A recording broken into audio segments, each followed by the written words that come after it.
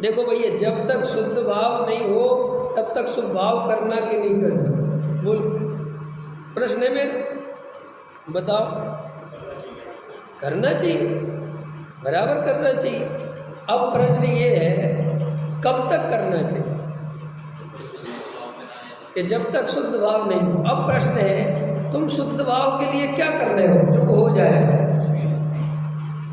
क्योंकि ये बात तो तुम भी मानते हो कि शुभ भाव से शुद्ध भाव नहीं होता, ये तो तुम जानते हो, वो कारण नहीं है शुद्ध भाव।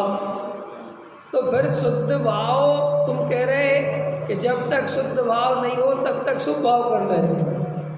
अगला प्रश्न मैंने किया, कब तक करना चाहिए? कि जब तक शुद्ध भाव नहीं हो। तो वो शुद्ध भाव कैसे होगा? उसके लिए क्या कर रहे हो?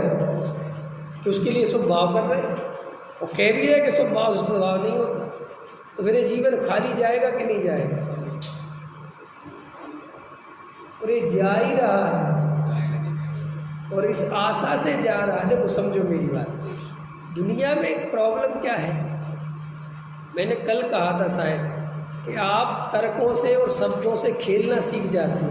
आपके जीवन में होता कुछ नहीं है, आप तर्कों को पकड़ लेते हो और तर्कों से पकड़ के लोगों को समझाते हो अथवा समझ लेते हो और उस हिसाब से जीते हो। जैसे समझो, जो व्यवहार पक्ष वाले हैं वे ये कहते हैं सीधी बात कि शुभ भाव करते रहो, शुभ भाव में लगे रहो, उसी से शुद्ध भाव हो जाए। देखो सीधी बात समझना मेरी बात। और वे शुभ भाव में जम से लगे हुए। उदाहरण के लिए तुमने थोड़ा सा डिफरेंस किया, अंतर किया। क्या अंतर किया? कि नहीं साहब, शुभ भाव से शुद्ध भाव नहीं होता, ये गलत है, ख्याल में है ना। लेकिन शुभ भाव में आए बिना शुद्ध भाव नहीं होता, ये भी सही है। अब देखना, बराबर हो गई बात? हाँ, बिल्कुल ठीक हो गई। लेकिन दोनों हैं वहीं के वहीं, सिर्फ शब्दों में अंतर पड़ा है। वो भी लगा हुआ है और तुम भी लगे हुए होगा तो शुभ भाव अपने आप होगा। हाँ, अरे भाई, शुभ भाव की कोई अलग से व्याख्या थोड़ी है, कोई शुभ भाव अलग चीज थोड़ी है। जिस जीव ने अपने स्वरूप को चाहा, इसका नाम शुभ भाव। शुभ भाव किसी पर्टिकुलर चीज का नाम थोड़ी कि ये शुभ भाव। तुम शांति से बैठे आत्मा की ओर बढ़े, बस शुभ भाव चालू। तुम तत्व विचार में उतरे, शुभ भाव चालू। शुभ भाव और किसी चीज का नाम है ही नहीं। अब प्रॉब्लम क्या हो गई? शास्त्रों में लिखा कि शुभ भाव के बिना शुद्ध भाव नहीं होता, लेकिन इस मूर्ख ने ये नहीं पूछा कि शुभ भाव कौन सा। अब ये प्रॉब्लम हो गई।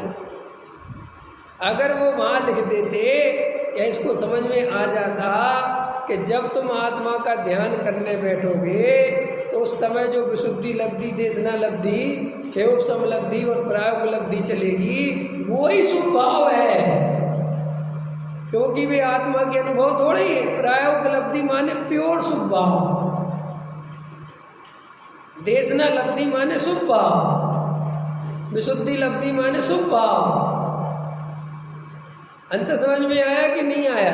अब ये शुभ भाव है, लेकिन वो सोचता है क्योंकि शुभ भाव का खाता बहुत बड़ा है, 10 लाख रुपए मंदिर में दे दो, इसका नाम भी शुभ भाव है। मंदिर बनवाओ, इसका नाम भी शुभ भाव है। सम्मेद से करके पहाड़ पे चढ़ो, इसका नाम भी शुभ भाव है। अवक्ष आदि छोड़ दो, इसका नाम भी शुभ भाव है। विरसशील संयम आदि करो, इसका नाम भी शुभ भाव का तो खाता बहुत बड़ा है। अब प्रॉब्लम ये है कि जिस शुभ भाव के बिना शुद्ध भाव नहीं होता, वो वाला शुभ भाव तो होता ही नहीं, और जिसका शुद्ध भाव से कोई संबंध ही नहीं है उसको शुभ भाव मान लेता है। और फिर वो चलता है कि पंडित जी आप क्या कह रहे, शास्त्र में लिखा है शुभ भाव के बिना धर्म नहीं होता, शुभ भाव के बिना शुद्ध भाव नहीं होता, और कम से कम शुभ में तो रहना चाहिए और अशुभ से तो बचना चाहिए। लेकिन आप एक बात अच्छे से समझ लो, अशुभ से बचने के लिए शुभ करना चाहिए। वास्तविकता ये है कि अगर अशुभ से बचना हो तो शुद्ध करना चाहिए। क्या कहा मैंने? शुभ में ताकत नहीं है अशुभ से बचाने। क्या कहा मैंने? शुभ भाव में ताकत नहीं है तुम्हें अशुभ भाव से बचाने की। तुम्हें भ्रम होता है कि वो बचा लेगा, वो बचा नहीं सकता, क्योंकि वो उसी का भाई है। वो कैसे बचा लेगा बेचारा? अंदर समझ में आ रहा है कि नहीं आ रहा? गहरी बात है ये, समझो।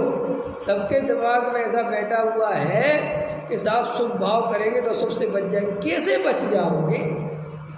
शुभ भाव से आज तक कोई बचा होता तो कालांतर में निगोद नहीं जाना पड़ता। नहीं समझे? वो भजन पढ़ते ना, भजन पढ़ते, पूजा पढ़ते, देव एक इंद्री हुआ है, पुण्य उदय से सुरगति पाई, मरण समय माला मुरझाई, मर के भय पेड़ पतियाँ, न मनी जिन वाणी जीवतियाँ। लिखा ना उसमें कि वो स्वर्ग में चला गया और मस्त हो गया, तो वहाँ से फिर क्या हो गया? पेड़ पत्ती एक इंद्रिय आदि की पर्याय में चला। तो शुभ भाव ने तुम्हें कहाँ बचाया? तुम्हें भ्रम तो हुआ कि बचाया, बचाया नहीं। और सच बात पूछो तो और आगे चलो, यहाँ पे हम लोग जो भी शुभ भाव कर रहे हैं, बैठे हुए हैं, ये हमें बचा लेगा शुभ भाव से? है पूजा का विसर्जन कर आप भाव में पहुँच गए। 1 सेकंड नहीं लगा, बचा ले। दम हो तो बचा के दिखाओ। कितना पुण्य करोगे दिन भर जो अशुभ से बचे रहोगे? अरे भाई साहब, करणान योग कह रहा है, जीव कितने ही ताकत लगा ले, अंतर मुहूर्त के बाद पाप का परिणाम आ नहीं आना है।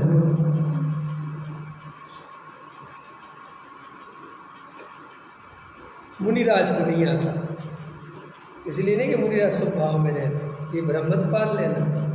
मुनिराज को जो पाप भाव नहीं आता, वो इस भ्रम में मत रहना कि वे शुभ भाव में रहते हैं।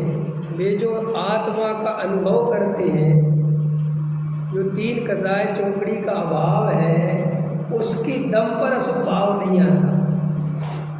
अंतर समझ में आया? इसलिए जो सच्चे साधु नहीं हैं, उनके अशुभ भाव देखे जाते हैं, अशुभ भाव की क्रियाएं देखी जाती। क्यों? कि वो जिसके आधार से टिकना था स्वरूप में, वो तो है ही नहीं, उसमें क्या दम है? तो इसलिए अपने को भी ये बात बहुत गहराई में जाके समझनी है कि हम शब्दों से खेलना बंद करें और थोड़ा कम बोलें और शांति से बैठ के अपने अंदर की दशा का अवलोकन करें। देखो भाई, तर्क में, युक्ति में, आगम में बहुत कुछ उलझने जैसा नहीं है। वहाँ तो सिर्फ इशारे हैं। सारी मार काट तो अंदर चल रही है, सारी उठापटक तो आपके ही अंदर है। आप अपने गुरु स्वयं हो, आप अपने दोष देखने वाले स्वयं हो, आप अपना पुरुषार्थ करने वाले स्वयं हो, कोई दूसरा है ही नहीं। देखो भैया, मैं 10 दफ़े कहता हूँ, 1000 दफ़े कहता हूँ, अगर तुम्हें वास्तव में आत्मा चाहिए हो, अरे आत्मा चाहिए हो, ये थोड़ा आगे चले जाओ, थोड़ा सा होश चाहिए हो, थोड़ी अपनी खबर चाहिए हो, आत्मा थोड़ा आगे करो भी है, थोड़ा अपनी सच्चाई चाहिए हो कि मैं हूँ कैसा, मेरी एक्चुअल स्थिति है कैसी, ये जानने के लिए शांति से मौन के साथ 1 घंटे बैठो। क्या कहा मैंने? क्या कहा?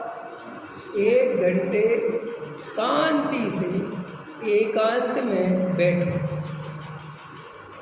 करना कुछ नहीं है रमेश जी, ना ध्यान करना है ना कुछ करना है, सिर्फ अपने को देखना है कि मैं हूँ कैसा, मैं क्या चाहता हूँ,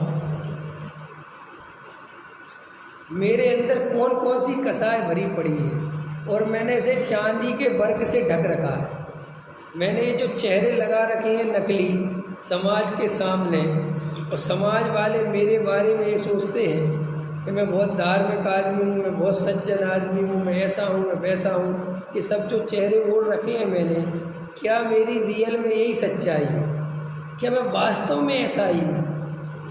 ये सब अवलोकन करना है आपको। और आप जितना जितना ये अवलोकन करने में समर्थ होंगे, जितना जितना अपने को पहचानोगे, उतना उतना आपके जीवन में परिवर्तन आएगा।